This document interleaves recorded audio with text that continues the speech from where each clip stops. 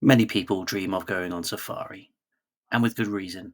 It's one of the most amazing experiences you can ever have.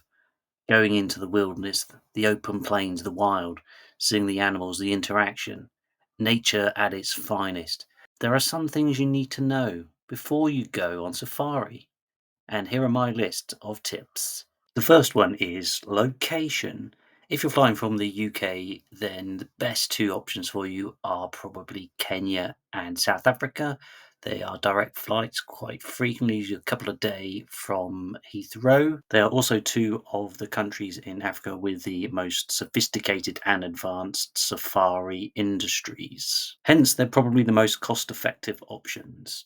Once you start going to different places, Namibia, Botswana, Zambia, off the beaten track, that's going to involve lots of internal flights, smaller, more bespoke packages, more specialist hotels. So, yeah, the cost will start to increase. My next tip would be research the health situation. You're likely going to need quite a few boosters, like yellow fever's one, malaria is another, and you also need lots of insecticide. So yeah, have a check on that because those don't come on the NHS, so you'll probably have to pay privately for that. So if it's a group or a family going, that may add a few more quid to the overall bill. Next would be prepare for long travel. Flying to Africa is usually or can often be an overnight flight, so you'll take off, you'll land early, and you may be picked up from the airport and taken straight on safari. Likewise, not only will you get an early start, the drives can be long 2, 3, 4 hours to get to places. So be prepared for that because it can be quite a drain. So bring a book or something to keep you occupied. That moves us on to equipment. You need to have the right equipment, not just clothing, but also camera equipment. You need a decent camera and a big lens because it's going to be difficult to spot some things. And if you want to capture those once in a lifetime kind of pictures, you're going to need that kind of equipment. Also, backup batteries are critical.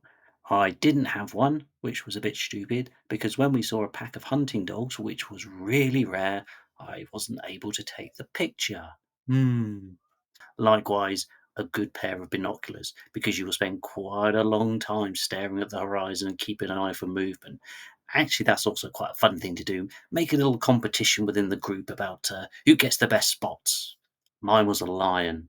And talking of spots, that leads to my next bit of advice, which would be don't expect to be driving around all day.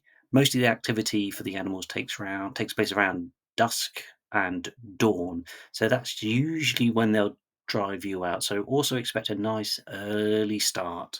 That means you may be sat around for quite a long time in between safaris. To that end, you could probably see if you can stay at a lodge that has a watering hole, as we did, because that's pretty good. Because obviously the animals have to drink, so you will find some good spots in the day. I mean, we saw plenty. We saw giraffes, baboons, warthogs, zebras. Yeah, a great many animals. And speaking of animals, my other recommendation is not to get too obsessed with the big five. Not necessarily because you won't see them, and they are usually amazing, impressive creatures, but the richness of the wild is just amazing. You've got to keep it out for the smaller things, the funnier things, the quirky things. Yeah, we saw elephants fighting.